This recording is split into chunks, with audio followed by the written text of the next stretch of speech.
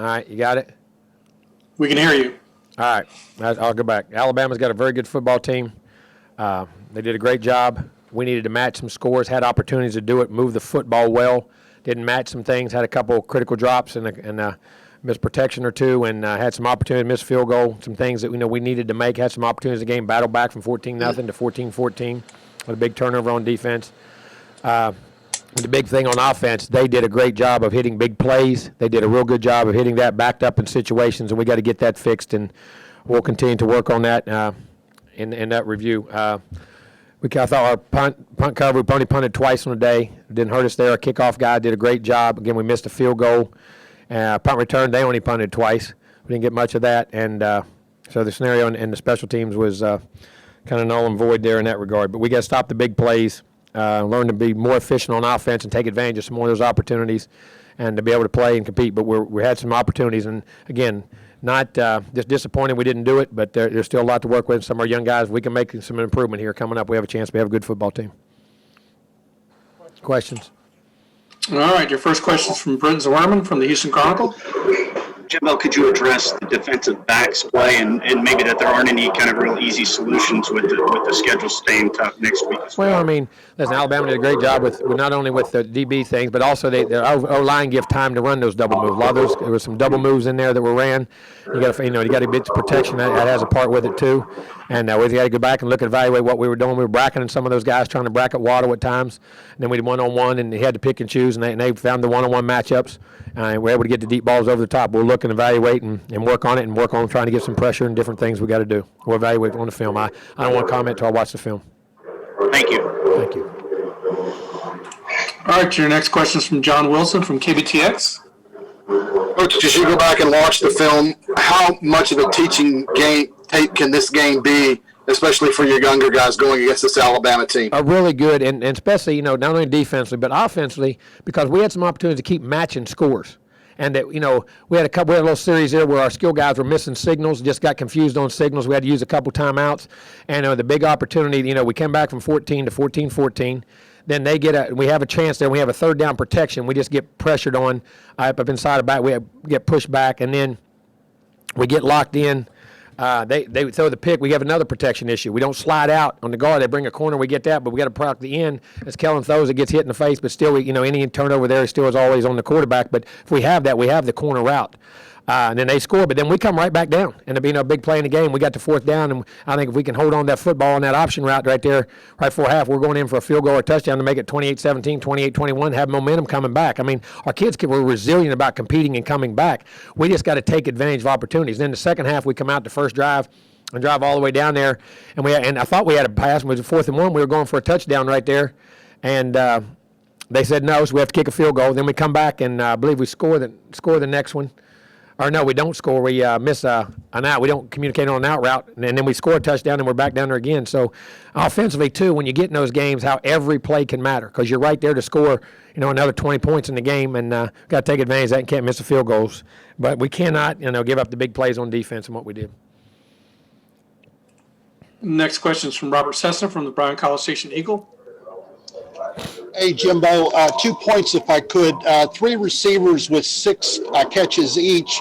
What was different about the passing game tonight? And then last year, this offensive line gave up a lot of sacks, and today did much better. What was the difference? Well, I think we improved. Areas? I think we were better. I think last week we had the turnovers. I think you would have saw some of that.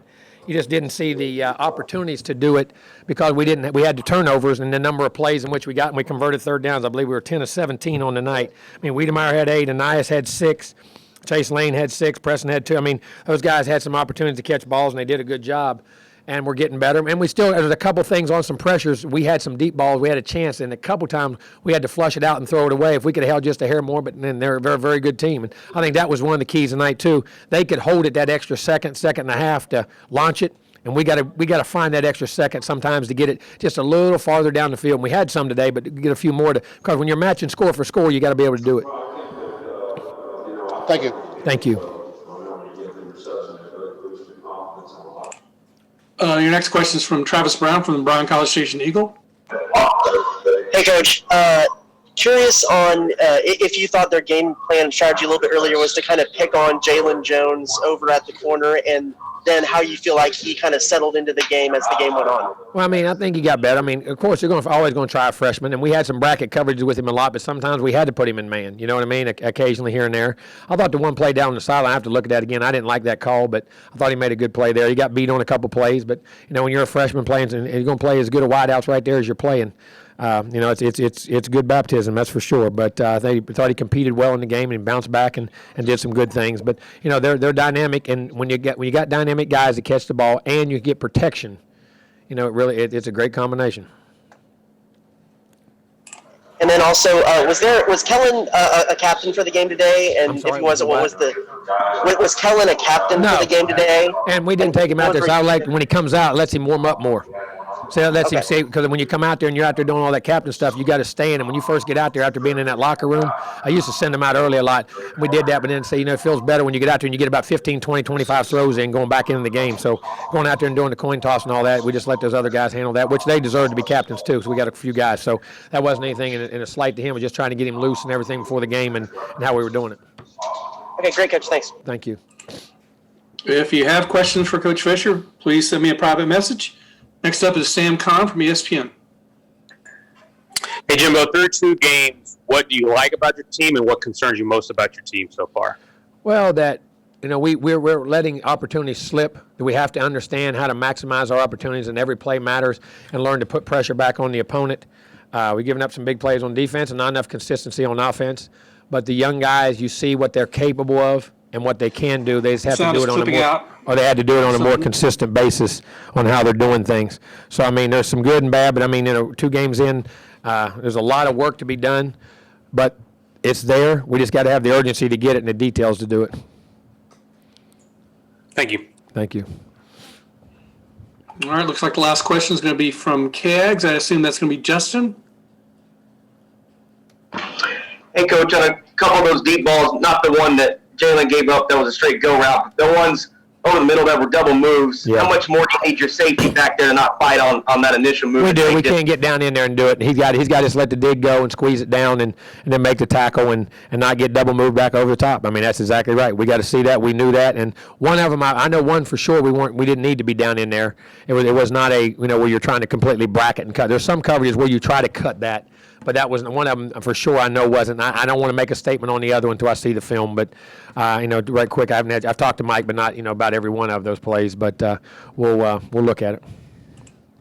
All right, looks like we got one more question from the Eagle. I don't know, Cease, you got it, or? Okay, now say it. Okay, it's actually the old one. Anybody? Robert, you got him? I'm sorry, hey, Coach. I'm sorry if this was up. I can hear you. Go ahead. Okay, I'm sorry if this was asked already. I got here kind of late. Just would you talk about those 2 plays at the end of the first half, the interception and then the drop on 4th down, and do you feel like that's just kind of where That was critical. Yeah, we missed the protection. Couldn't get a follow through on the throwback. Like I say, it's still always a quarterback's issue when you have that. We didn't, so we slid out on the corner, and the guards got to slide out on the end, and he got on the edge and didn't get enough of him, and it caused us to have to throw it, and we had a chance to hit it. I'll look at it and see, but from that, but still always, you know, anytime you have a guy with the ball always matters, but we got to do that, and then we get that catch. You know, you're still right there, keep it. It could be a 1-possession game, or definitely should be a 2-possession game as far as 11 points with 2 scores right there, and then they go back and get a 3-score game and score a touchdown. That was very critical in the game, and you know, that's a shame because we had, like I said, that's what I'm talking about, the opportunities right there that we had, and then coming out the second half, that we're going to have a 4th and 1 on the 1 right there, coming back with the ball again, and makes it 35-21 instead of 35. Because whether you say it or not, whether it's 14 points or not, those are 2-play games. When you play a 14-point game, I mean, that's a lot, 2 touchdowns, but at the end of the day, it's still 2 points. And when they get under 3 possessions, that makes a big difference. That was a big play in the game, too. So you had 3 of them right there, right, bang, bang, bang, right in a row. And then, but the kids kept fighting and scoring points, so we'll see. All right, Coach, that's all the questions we have for you. Thank you.